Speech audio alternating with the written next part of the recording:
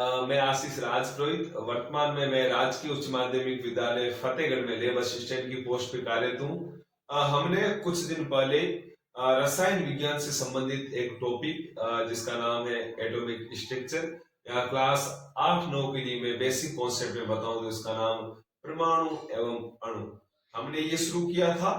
इसके 4 भाग हो चुके हैं। आज हम इसका भाग नंबर 5वां डिस्कस करेंगे। बहुत ही इंपॉर्टेंट आज का लेक्चर है, थोड़ा टिपिकल लेक्चर है। आप कोशिश करना समझने की और मुझे पूरी गारंटी है लगभग आप चीजों को समझ जाओगे। 100% कंसंट्रेट होकर एक जगह बैठकर कंटिन्यू वीडियो को देखोगे और समझने की कोशिश करोगे तो आज का लेक्चर समझ में आ जाएगा। आज का लेक्चर इस पूरे चैप्टर का सबसे हार्डेस्ट लेक्चर है, सबसे कठिन लेक्चर है। कोशिश ये करना कि आप 100% कंसंट्रेट होकर इस क्लास को देखें।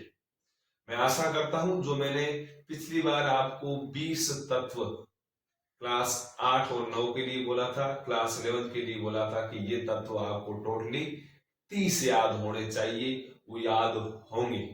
यदि वो तत्व याद है तो आज का लेक्चर आप आसानी से समझ सकते हो। चलो शुरू करें। कल मैंने आपको रासायनिक सूत्र या हम इसे बोल सकते हैं अणु सूत्र, इसके बारे में बेसिकली थोड़ा बहुत बताया था। आज हम थोड़ा सा आगे बढ़ते हैं। मैं पहले आपको थोड़ी सी लैंग्वेज दिखा देता हूं, फिर हम आगे से समझेंगे। चलो शुरू करें अपन। चलो आप सबसे पहले लैंग्वेज लिखो। कल जहां से आपने समाप्त किया था, जो लास्ट मैंने आपको शायद मीथेन के बारे में बताया था, एक एग्जांपल देखे कि मीथेन का अणुसूत्र ये होता है, इसमें कार्बन इतने होते, इसमें हाइड्रोजन इतने होते। वहां से एक लाइन छोड़ के आप शुरू करो।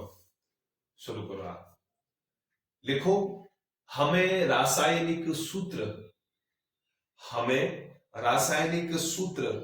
लिखने हेतु तत्वों के प्रतीकों एवं उनकी संयोजन क्षमता कोष्ठक में पीछे लिख लो संयोजकता, कोष्ठक में पीछे लिखो संयोजकता, या इसे हम इंग्लिश में बोलते हैं कोवैलेंसी, ये कोष्ठक में लिख लो आप। फिर कोष्ठक बंद कर दो। मैं वापस रिपीट कर रहा हूं पूरी लाइन।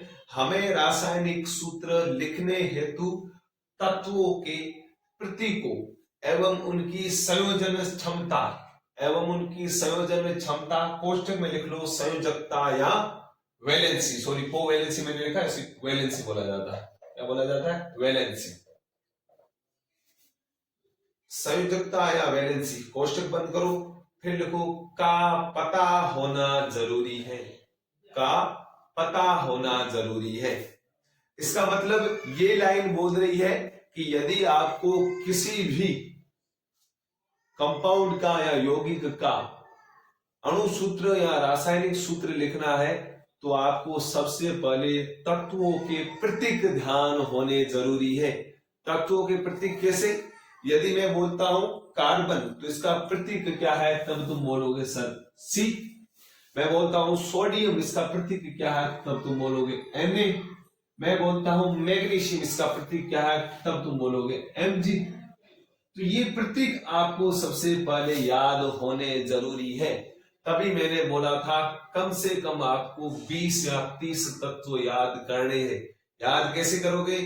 पहले कंटिन्यू नामकरण पता होना चाहिए, जैसे hydrogen, helium, lithium, helium, boron. फिर उनका सीक्वेंस पता होना चाहिए, क्रम संख्या। हाइड्रोजन 1 नंबर पे है, हीलियम 2 नंबर पे है, लिथियम 3 नंबर पे है। इसके बाद उनकी ये प्रतीक आपको पता होने चाहिए। पहले भी बोला, एक बार वापस बोलता हूं, आप मेरे साथ साथ याद करते हुए चलो। यदि आप सोचते हो हम कल करेंगे या एग्जाम के समय करेंगे याद, तो कोई मतलब नहीं है। लिख लिया यहाँ तक आपने? अब चलो, अब देखो, पहली चीज मैंने आपको समझा दी तत्वों के प्रतीक। फिर मैंने लिखाया है एवं उनकी संयोजन क्षमता या संयोजकता या वैलेंसी का पता होना जरूरी है। और आप में से अधिकांश बच्चों को पता ही नहीं सर ये संयोजन क्षमता या वैलेंसी ये क्या होती है। जिस बच्चे के माइंड में वैलेंसी वाला कॉन्सेप्ट बैठ गया, संयोजकता वाला कॉन्सेप्ट बैठ गया, तो वो हर कोई प्रश्न कर सकता है आसानी से। तो आपको पता होना चाहिए उसकी वैलेंसी का। चलो अपन शुरू करें आगे। चलो आपने जो 2-3 लाइनें लिखी है उसमें अब हम समझ रहे हैं संयोजकता को। तो पहले मैं आपको संयोजकता की परिभाषा लिखवा देता हूं। परिभाषा आपको माइंड के अंदर सेट रखनी है। अक्सर 1 नंबर का क्वेश्चन पूछा जाता है कि संयोजकता या वैलेंसी क्या होती है। तो आप हेडिंग डालो एक संयोजकता, एक लाइन छोड़ के हेडिंग डालो संयोजकता और फिर इसकी परिभाषा लिखो, फिर इसकी परिभाषा लिखो। चलो लिखो आप, शुरू करें। तत्वों की संयोजन शक्ति, तत्वों की संयोजन शक्ति को, संयोजन शक्ति को संयोजकता कहते हैं। तत्वों की संयोजन शक्ति को संयोजकता कहते हैं। आप नई लाइन से लिखना शुरू करो, नई लाइन से लिखना शुरू करो। दूसरे शब्दों में संयोजकता एक संख्या है। यानी मैं इसकी दूसरी परिभाषा लिखवा रहा हूं। पहली परिभाषा क्या है संयोजकता की, कि तत्वों की संयोजन शक्ति को संयोजकता कहते हैं। फिर आप नई लाइन से शुरू करो, मैं इसके जैसी एक दूसरी परिभाषा लिखवा रहा हूं जो भी संयोजकता की। वो क्या है आप लिखो। दूसरे शब्दों में संयोजकता एक संख्या है, संयोजकता एक संख्या है जो यह प्रदर्शित करती है कि जब कोई परमाणु कितने इलेक्ट्रॉन प्राप्त करता है, जब कोई परमाणु कितने इलेक्ट्रॉन प्राप्त करता है या कितने इलेक्ट्रॉन खोता है, या कितने इलेक्ट्रॉन खोता है। देख लिया, फिर वापस लिखो या कितने इलेक्ट्रॉन साझा करता है, कितने इलेक्ट्रॉन साझा करता है। यहां भी लिखा है कितने इलेक्ट्रॉन साझा करता है। खड़ी पाई लगाओ, आगे लिखो। जब वह अपने ही तत्व के परमाणु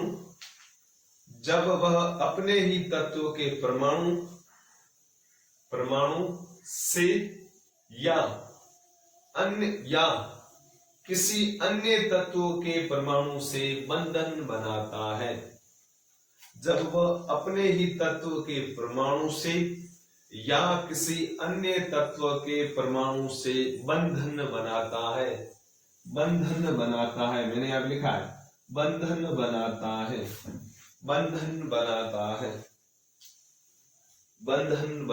है। चलो, जो अब मैंने संयोजकता की परिभाषा या दूसरी इससे संबंधित परिभाषा या लाइनिंग जो लिखवाई है, आप 10, 15 या 20 सेकंड में पढ़ लो जल्दी। जो मैंने लिखवाया वो आप जल्दी पढ़ो, रिवाइज करो। मैं खड़ा हूं 20 सेकंड के लिए, पढ़ो आप, मैं भी पढ़ रहा हूं। पढ़ो, मेरे सामने मत देखो, पढ़ो आप। पढ़ लिया? अब देखो, अब मैं आपको संयोजकता के कुछ एग्जाम्पल के थ्रू इस चीज को समझाऊंगा। चलो देखो, मैंने संयोजकता की परिभाषा क्या लिखाई, तत्वों की संयोजन शक्ति को संयोजकता कहते हैं। संयोजन शक्ति क्या बोल रहा हूं मैं, संयोजन शक्ति को संयोजकता कहते हैं। कोई मुझे ये बताएगा कि संयोजन का मतलब क्या होता है, संयोजन का मतलब क्या होता है। वेरी गुड, शाबाश, अधिकांश बच्चे से बता रहे। संयोजन का मतलब सर जुड़ना, संयोजन का मतलब जुड़ना। मैं कह रहा हूं मेरे पास एक ए है, एक बी है, अब इनको जुड़ना है। इसका मतलब इनके बीच में कुछ न कुछ बंध होना जरूरी है, तभी तो जुड़ेंगे, तभी तो जुड़ेंगे भाई। डायरेक्टली ऐसे तो कोई जुड़ नहीं सकता। किसी भी तत्व को मैं किसी और तत्व के साथ जोड़ता हूं तो उसके मध्य बंध बढ़ता है और इसी बंध की सहायता से वो जुड़े हुए होते हैं। इसका मतलब संयोजकता कुल मिला के जोड़ने का काम करती है। क्या करती है? जोड़ने का काम। चलो मैं बीच दूसरे शब्दों में मैंने क्या लिखा है वो भी जान दो। संयोजकता एक संख्या है जो यह प्रदर्शित करती है कि, पहले मैंने क्या बोला, संयोजकता एक संख्या है। मैं कह रहा हूं ए की संयोजकता 1 है तो मैं लिखूंगा 1। मैं कह रहा हूं बी की संयोजकता 2 है तो मैं लिखूंगा 2। सी की संयोजकता 3 है तो मैं लिखूंगा 3। इसका मतलब संयोजकता अपने आप में एक संख्या है। हालांकि हम जो संख्या लिखते हैं वो रोमन शब्दों में लिखते हैं या रोमन में, आप ऐसे नहीं लिख सकते 1 2 3 ना, रोमन में। ठीक है, आगे मैंने क्या लिखा है? जो यह प्रदर्शित करती है, जो यह प्रदर्शित करती है कि जब कोई परमाणु कितने इलेक्ट्रॉन प्राप्त करता है, यानी मैं कह रहा हूं एक ए परमाणु में वो कितने इलेक्ट्रॉन प्राप्त करता है, यानी बाहर से कितने इलेक्ट्रॉन ले रहा है, कितने इलेक्ट्रॉन ले रहा है, या वह कितने इलेक्ट्रॉन खोता है। खोने का मतलब किसी को दे रहा है, या वो कितने इलेक्ट्रॉन खोता है, कितने इलेक्ट्रॉन खोता है। फिर आगे लिखा है या वह कितने इलेक्ट्रॉन साझा करता है। साझा का मतलब है पार्टनरशिप। साझा का मतलब क्या? पार्टनरशिप। मैं कह रहा हूं एक मेरे पास ए है, एक मेरे पास बी है, इन दोनों को मिलने के लिए इनके बीच में बंध बनना जरूरी है। तो एक ये इलेक्ट्रॉन देता है, एक ये इलेक्ट्रॉन देता है, फिर ये दोनों क्या करते हैं? साझा यानी पार्टनरशिप करके क्या बनाते हैं? बंध। एक बंध में 2 इलेक्ट्रॉन होते हैं, ध्यान रखना है। एक बंध में कितने इलेक्ट्रॉन होते हैं? 2। तो 2 बंध में कितने इलेक्ट्रॉन होंगे? सर 4। अब वापस में लाइन पे आ रहा हूं, वापस समझाने की कोशिश करो।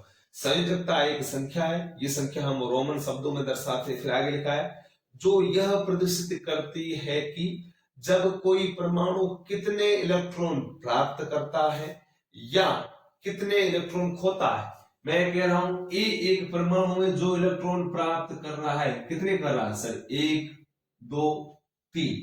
इसका मतलब ए की संयोजकता कितनी है सर? 3। एक मेरे पास परमाणु है बी। क्या परमाणु, क्या नाम है? बी। बी कितने इलेक्ट्रॉन प्राप्त कर रहा है? सॉरी, प्राप्त क्या दे रहा है, उल्टा बता दिया। ए का मैंने बताया है कि वह कितने इलेक्ट्रॉन प्राप्त कर रहा है या कितने इलेक्ट्रॉन ले रहा है, तब आपने बोला सर 3 ले रहा है। इसका मतलब इसकी संयोजकता कितनी है? 3। एक मेरे पास दूसरा तत्व है जो कितने इलेक्ट्रॉन देता है या कितने इलेक्ट्रॉन खोता है। तो सर देखो मैंने तीर का साइन ऐसे लगाया, यानी इससे इलेक्ट्रॉन जा रहे, तो सर बी से इलेक्ट्रॉन जा रहे हैं 4। इसका मतलब बी की संयोजकता कितनी है? 4। या मैं ऐसे बोल सकता हूं वह कितने इलेक्ट्रॉन साझा करता है, कितने इलेक्ट्रॉन साझा है, पार्टनरशिप। सर ए यहां पर एक इलेक्ट्रॉन साझा कर रहा है, बी यहां पर एक इलेक्ट्रॉन साझा कर रहा है, तो बी की संयोजकता 1 है और यहां पर ए की भी संयोजकता 1 है।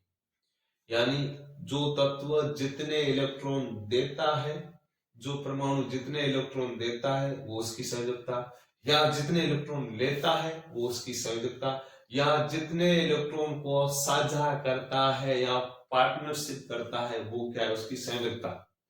इतना समझ में आया? आगे मैं एग्जाम्पल करवाऊंगा। मैं आशा करता हूं ये चीजें समझ में आती रहेगी या आ रही है। थोड़ी टिपिकल है, जब मैं एग्जाम्पल करवाऊंगा पर्टिकुलर चीजें समझ में आ जाएगी। मैंने क्या बोला, मैं वापस रिपीट कर रहा हूं। कोई तत्व या कोई परमाणु कितने इलेक्ट्रॉन ले रहा है, कितने इलेक्ट्रॉन दे रहा है या कितने इलेक्ट्रॉन साझा कर रहा है, ये तीनों किसको दर्शाती है? संयोजकता को या वैलेंसी को। किसको दर्शाती है? संयोजकता को या वैलेंसी को। लिख लिया यहां तक? मतलब ये समझ में आया। चलो फिर मैंने आगे क्या लिखवाया, जब वह अपने ही तत्व के परमाणु से या किसी अन्य तत्व के परमाणु से बंधन बढ़ाता है। बंधन के नीचे या पोस्ट में लिख लो, बंधन का मतलब बंध बढ़ाना। क्या बढ़ाना? बंध बढ़ाना।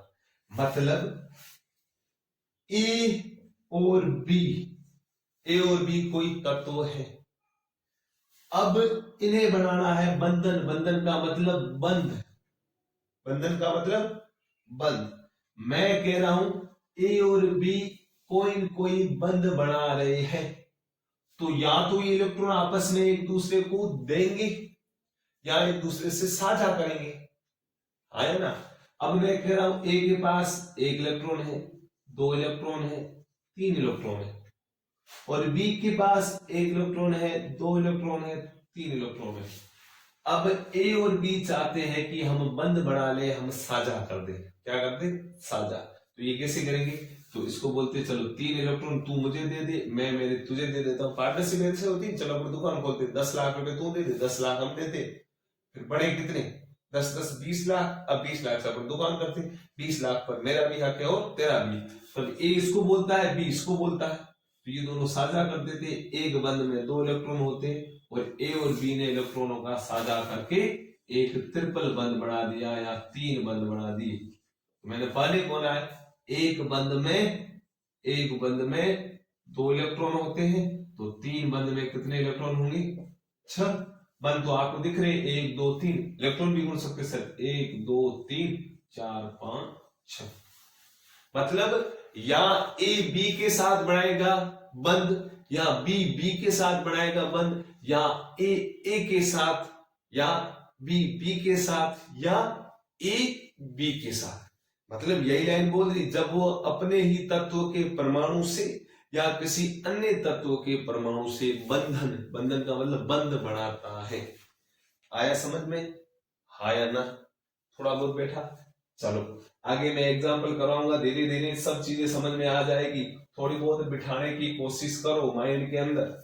अब देखो, अब मैं आपको एक और देसी एग्जाम्पल देकर संयोजकता को समझाने की कोशिश कर रहा हूं।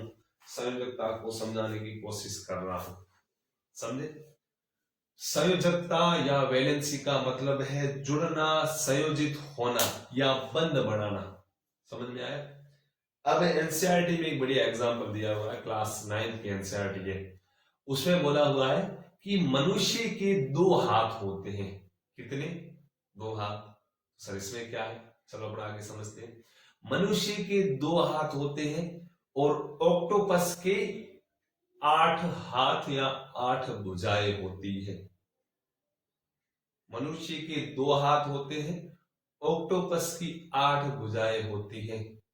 मैं कह रहा हूं मेरा एक हाथ सिर्फ सामने वाले का एक हाथ पकड़ सकता है और मेरे दोनों हाथ सामने वाले के 2 हाथ पकड़ सकते हैं, है ना। अब मैं कह रहा हूं मेरे जैसे 20 व्यक्ति खड़े हैं, मेरे जैसे 20 व्यक्ति खड़े हैं, तो ऑक्टोपस हम 20 में से कितने व्यक्तियों को पकड़ सकता है या कितने व्यक्तियों के हाथों को पकड़ सकता है? जितनों को पकड़ेगा, जितने व्यक्तियों को पकड़ेगा, वो उसकी होगी संयोजकता। अब बताओ, वापस मैं समझा रहा हूं। मेरे 2 हाथ सामने वाले के 2 हाथ पकड़ सकते हैं। मैं कह रहा हूं ऑक्टोपस के 8 हाथ हैं। कितने? 8 हाथ। तो ऑक्टोपस मेरे जैसे कितने व्यक्तियों को पकड़ सकता है? बताओ, सोचो। साहिल कक्षा 11 बायोलॉजी, छगनी कक्षा 9, केसर कक्षा 9, सॉरी केसर कक्षा 8, सीमा कक्षा 11 एग्रीकल्चर, दिव्या कक्षा 9, यशविंदर कक्षा 9। बताओ भाई, थोड़ा दिमाग बढ़ाओ। वेरी गुड, अधिकांश बच्चों ने सही आंसर दिया कि सर आप जैसे 4 व्यक्तियों को ऑक्टोपस पकड़ेगा। वो कैसे? सिंपली मैं कह रहा हूं मैं यदि कह रहा हूं मैं आई हूं, ऑक्टोपस ओ है। मैं आई हूं, ऑक्टोपस ओ है। मेरे 2 हाथ हैं, मेरे 2 हाथ हैं। ऑक्टोपस के 8 हाथ हैं। मेरे 2 हाथ दोनों हाथों को पकड़ सकते हैं, इसका मतलब ऑक्टोपस के भी 2 हाथ दोनों को पकड़ेंगे। तो मैं कह रहा हूं ऑक्टोपस के 8 हाथ कितने हाथों को पकड़ेंगे? 8 हाथों को पकड़ेंगे। मेरा एक हाथ एक को पकड़ सकता है, दोनों हाथ दोनों को पकड़ सकता है। तो ऑक्टोपस के कितने हाथ है? 8 हाथ है।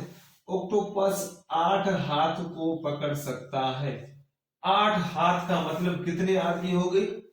4 आदमी। कितने आदमी हो गए? 4 आदमी। एक ऑक्टोपस 4 आदमियों को पकड़ सकता है, क्योंकि एक आदमी के अंदर 2 हाथ होते हैं और 4 आदमियों में 8 हाथ। इसलिए मैं कह सकता हूं ऑक्टोपस और मैं दोनों मिलेंगे तो हमारा फॉर्मूला बन जाएगा OI4। क्या बनेगा? OI4 आया ना? तो ये बन गया फॉर्मूला। फॉर्मूला कैसे बना कि इन्होंने अपने बीच में कैसे कैसे बंध बढ़ाए, समझ में आया? एक ऑक्टोपस 4 व्यक्तियों को पकड़ेगा तो बोल दिया ऑक्टोपस एक है, जिसके नीचे कुछ नहीं लिखा हुआ वो एक होता है। और मैं या आदमी कितने? 4 है, तो ये इसका बनेगा फॉर्मूला। थोड़ा देसी चीज समझ में आई? चलो बढ़िया है। आई न आए तो कोई चिंता नहीं। मैंने वैसे आज ग्रुप में एक टेबल डाली थी, शायद टेबल नंबर कितनी है, 3.6 करके ऐसा लिखा हुआ है। उसमें जो मैंने टेबल डाली है ग्रुप के अंदर, वो आपको शायद सभी बच्चों ने बना ली होगी। जिसने नहीं बनाई है वो आप बना दो। टेबल को थोड़ा बहुत रटा मारने की कोशिश करना। आप समझ में बैठे तो बढ़िया है, नहीं तो मैं कल वाले लेक्चर में उस टेबल को समझाने की कोशिश करूंगा। कोशिश आप करना समझने की। यदि न आए, वैसे मैं समझाऊंगा फिर बाद में समझ आएगा, वैसे आएगा नहीं। और वो टेबल आपको दिमाग के अंदर 100% सेट करनी है। यदि वो टेबल आप सेट कर पाए और आपको 20-30 तत्व याद है, तो मैं गारंटी के साथ कह रहा हूं कि आप हर किसी कंपाउंड का या हर किसी यौगिक का फॉर्मूला लिख सकते हो। ये मेरी गारंटी है। अब मैं आपको कुछ रासायनिक सूत्र बनने के नियम लिखवा रहा हूं 2-3, वो नियम आप लिख लो। फिर मैं आपको कल वाले लेक्चर में उस टेबल की सहायता से रासायनिक सूत्र लिखना समझाऊंगा। चलो आप वो नियम लिखो। चलो आप एक हेडिंग डालो, रासायनिक सूत्र लिखने के नियम। रासायनिक सूत्र लिखने के नियम। मैं आपको 2-3 नियम लिखवा रहा हूं, फिर मैं आपको कल वाले लेक्चर में इन नियमों के साथ और उस टेबल के साथ आपको मैं रासायनिक सूत्र बनाना सिखाऊंगा। चलो पहला नियम लिखो आप। पहला नियम लिखो। पहला नियम लिखो, आयन की संयोजकता, आयन की संयोजकता या आवेश संतुलित होना चाहिए, या आवेश संतुलित होना चाहिए। ये पहला नियम है। दूसरा नियम लिखो, जब एक यौगिक किसी धातु एवं अधातु के संयोग से निर्मित होता है, जब एक यौगिक किसी धातु एवं अधातु के संयोग से निर्मित होता है, तो धातु के नाम, अथवा उसके प्रतीक को रासायनिक सूत्रों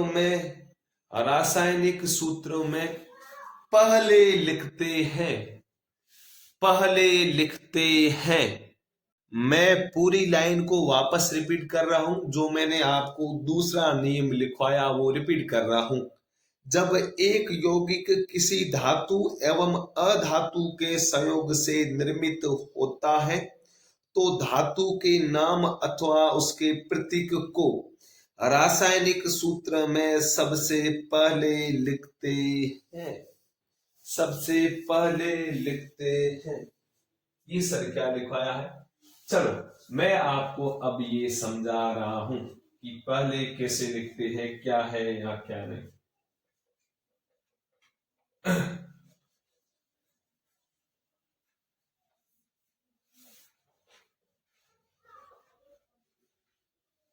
चलो ऐसा करो आप, हाँ चलो समझते हैं अपन। पहले मैं सोच रहा हूँ वो लिखा। देखो मैंने आपको पहला नियम लिखाया कि आयन की संयोजकता अथवा आवेश संतुलित होना चाहिए।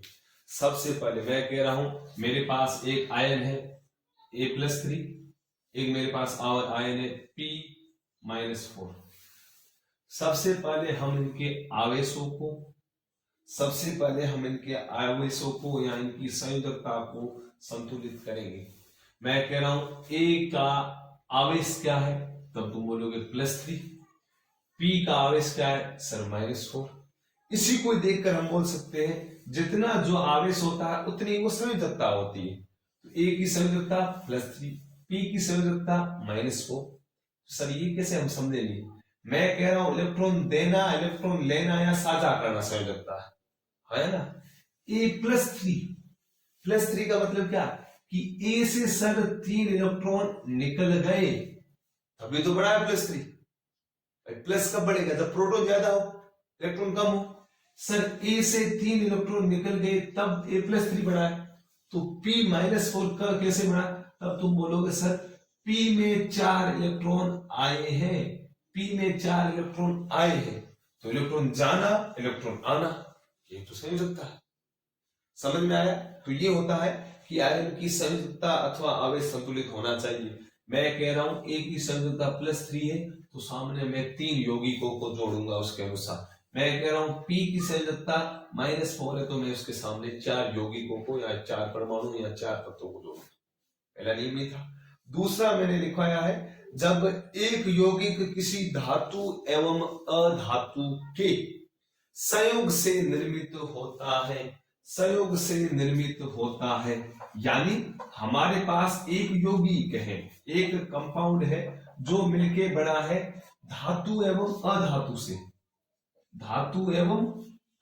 से। जैसे मैंने पहले बताया है S ब्लॉक के जो तत्व होते वो धातु होते, D ब्लॉक के तत्व धातु होते, F ब्लॉक के तत्व धातु होते, P ब्लॉक के तत्व अधातु या उपधातु होते हैं। 8वीं 9वीं वालों को इतनी चीजें पहले नहीं पढ़ रही, 10वीं में पूरी आएगी आवर्त सारणी में समझा दूंगा, चिंता मत करो, लेकिन थोड़ा सा आप ध्यान रखो। अब मैं क्या बोल रहा हूं? जब एक यौगिक किसी धातु एवं अधातु के संयोग से निर्मित होता है, मैं कह रहा हूं एक यौगिक बड़ा जो है कैल्शियम और ऑक्सीजन के मिलने से बना। कैल्शियम और ऑक्सीजन आपने 20 तक याद की, उसमें कैल्शियम और ऑक्सीजन है, हाँ या ना है? मैं कह रहा हूं एक यौगिक बना CaO, या इसे हम बोलते हैं कैल्शियम ऑक्साइड। ये किससे मिलकर बना है? तो हम बोलेंगे सर एक धातु है एक अधातु है। इसमें ऑक्सीजन क्या है? अधातु, और कैल्शियम क्या है? धातु। अब आगे क्या है? धातु एवं अधातु के संयोग से निर्मित होता है, तो धातु के नाम अथवा उसके प्रतीक को रासायनिक सूत्र में पहले लिखते हैं। इसका मतलब मैं किसी भी यौगिकों को लिखूंगा उसमें धातु और अधातु दोनों होगी, तो मैं धातु को पहले लिखूंगा। हाँ सर पहले तो लिखा आपने, कैल्शियम को आपने पहले लिखा क्योंकि धातु है। मैं कह रहा हूं ऑक्सीजन को बाद में लिखा, क्यों लिखा? अधातु। ऐसा कंपाउंड, ऐसा यौगिक जो धातु एवं अधातु से मिलकर बना है, तो हम पहले नाम लिखेंगे धातु का, फिर लिखेंगे अधातु का। मैं एक और एग्जांपल देता हूं। मेरे पास एक यौगिक है जिसका नाम है CD। क्या? CD। मेरे पास एक यौगिक है जिसका नाम है CD, जो धातु एवं अधातु से मिलकर बना है, क्या आप मुझे बता सकते हो इसमें धातु कौन सी है और अधातु कौन सी? धातु कौन सी है और अधातु? वेरी गुड, शाबाश। आप बोलोगे सर C तो धातु है और D क्या है? अधातु है। आपने तो अभी बताया कि ऐसा यौगिक जो धातु और अधातु से मिलके बना है, तो उसमें धातु का नाम हम पहले लिखते हैं और अधातु का बाद में लिखते हैं। कॉम्पिटिशन एग्जाम में ऐसा पूछा जा सकता है। समझ में आया? यही पॉइंट था। देखो मैं वापस रिपीट कर रहा हूं। जब एक यौगिक किसी धातु एवं अधातु के संयोग से निर्मित होता है, तो धातु के नाम अथवा उसके प्रतीक को रासायनिक सूत्र में पहले लिखते हैं। धातु का पहले लिखे। इसमें उदाहरण आप नीचे लिखो एग्जाम्पल लिखो, एग्जाम्पल लिखो, उदाहरण लिखो, उदाहरण लिखो, उदाहरण लिखो। मैं लिखवा रहा हूं, आप लिखो कैल्शियम ऑक्साइड, कैल्शियम ऑक्साइड। उदाहरण लिखो आप, कैल्शियम ऑक्साइड। लिख लिया? कैसे लिखो आप? कैसे लिखो? Calcium oxide. लिखना तो आता है, कैल्शियम ऑक्साइड। पीछे पोस्टर में लिख लो CaO, CaO। फिर कोमा लिखा के लिखो आप सोडियम क्लोराइड। ऐसे लिखो sodium chloride, sodium chloride, sodium chloride. पीछे पोस्टर में लिखो NaCl। मैंने आपको पहले भी NaCl या सोडियम क्लोराइड के बारे में बताया था। मैंने पहले बताया, जो मैं फॉर्मूले लिखता जा रहा हूं आप साथ साथ में याद करो। सोडियम क्लोराइड फॉर्मूला NaCl, और हम इसे क्या बोलते हैं? वेरी गुड, साधारण नमक। अपने घर लूण खाओ वो है ये। तो मैं आपको भविष्य में पूछ सकता हूँ कैल्शियम ऑक्साइड, तब तुम बोलोगे CaO, सोडियम क्लोराइड NaCl। चलो उदाहरण में लिखा सोडियम ऑक्साइड, दूसरा है सॉरी पहला लिखा कैल्शियम ऑक्साइड, दूसरा है सोडियम क्लोराइड, तीसरा आप लिखो तीसरा लिखो आयरन सल्फाइड, आयरन सल्फाइड। तीसरा इस लिखो आयरन, मैं लिख रहा हूं, दिख रहा? Iron sulphide, iron sulphide. Post में लिख लो FeS, FeS, FeS। मैंने पहला एग्जाम्पल लिखा है कैल्शियम ऑक्साइड, दूसरा है सोडियम क्लोराइड, तीसरा आयरन सल्फाइड। ये लिख दिए। अब मुझे आप ये बता सकते हो कि इसमें धातु कौन सी है और अधातु कौन सी है। कैल्शियम ऑक्साइड में कैल्शियम और ऑक्सीजन है, सोडियम क्लोराइड में सोडियम और क्लोरीन है, आयरन सल्फाइड में Fe यानी लोहा और सल्फर है। इसमें धातु कौन सी है, अधातु कौन सी, कौन सी? वेरी गुड सर, आपने अभी समझाया है कि जो हम पहले लिखते हैं वो हमेशा धातु होती है और बाद में लिखते हैं वो अधातु होती है। ऐसा यौगिक जो धातु और अधातु से मिलकर बना है उसमें पहला हमेशा धातु होता है, दूसरा अधातु। अब मैं कह रहा हूं ऐसा यौगिक जो सिर्फ धातु से मिलकर बना है तो किसी भी धातु को आगे पीछे लिख लो, कोई प्रॉब्लम नहीं। ऐसा यौगिक जो सिर्फ अधातु से मिलकर बना है तो किसी भी अधातु को आगे पीछे लिखो, कोई प्रॉब्लम नहीं। लेकिन धातु और अधातु से मिलकर बना होता है उसमें धातु को पहले लिखते हैं और अधातु को बाद में लिखते हैं। लिख लिया?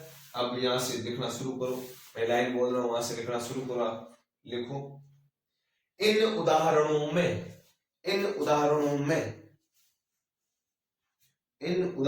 में calcium comma sodium, calcium comma sodium comma iron, ये तीनों धातुएं हैं, ये तीनों धातुएं हैं। तथा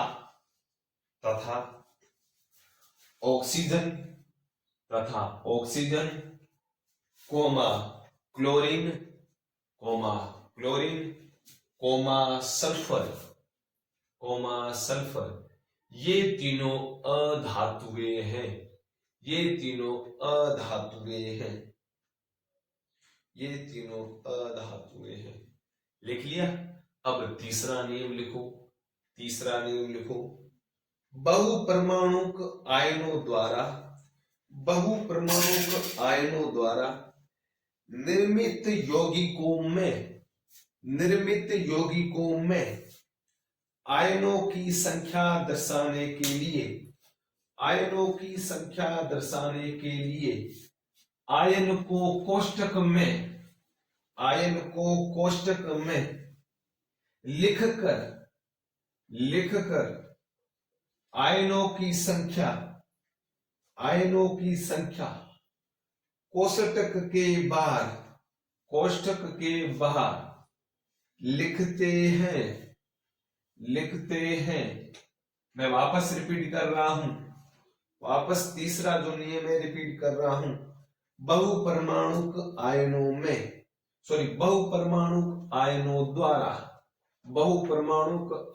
द्वारा निर्मित यौगिकों में आयनों की संख्या दर्शाने के लिए आयन को कोष्टक में लिखकर आयनों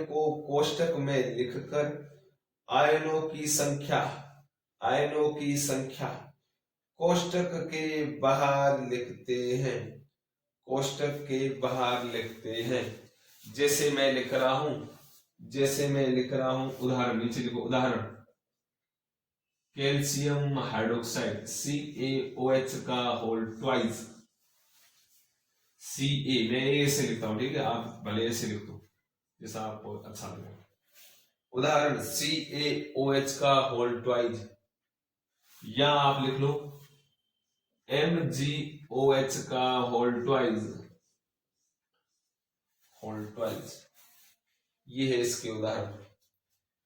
आगे नई लाइन से लिखो। यदि बहुपरमाणुक आयन की संख्या 1 हो तो कोष्टक की आवश्यकता नहीं होती है।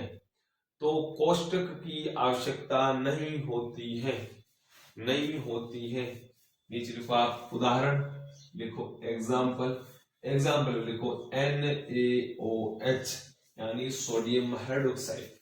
NaOH इसे बोलते हैं sodium hydroxide, magnesium hydroxide, calcium hydroxide. लिख लिए। अब मैं इस लाइन को समझा रहा हूं। मैंने क्या लिखा? बहुपरमाणुक आयनों में। बहुपरमाणुक आयन का मतलब क्या है? ऐसे आयन जिसमें एक से ज्यादा परमाणु हो।